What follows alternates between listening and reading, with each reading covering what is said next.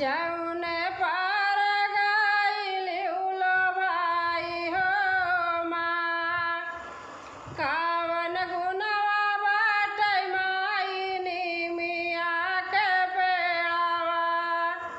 जौने पार गइलिउलो भाई हो माँ। सोनवा पटोहवा मैया मानहिउ ना भावाई।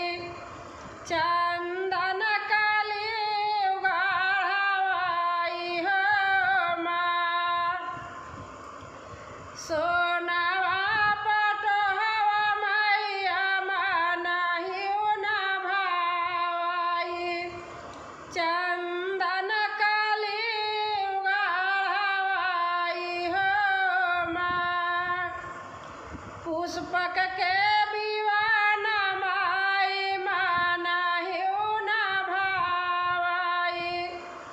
शेर के सवारी आलो भानिउ हो माँ।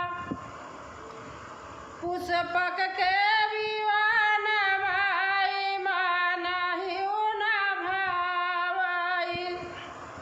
शेर के सवारी आइलो भानिउ हो माँ। चंपा चमेली माई के मानहिउ ना भावाई। गुड़हल पे गइलिउलो भाई हो माँ।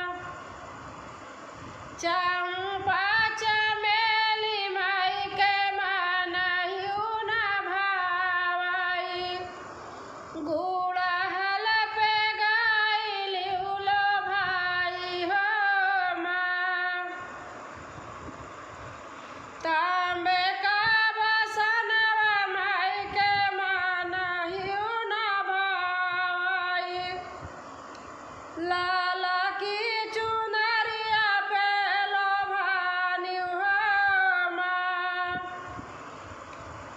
तांबे का बसनवा माई के मानहिउ ना भावाई। लाल की चुनरिया पे लो भानिउ हो माँ। घियाना के लड्डू माई के मानहिउ ना भावाई। गाइल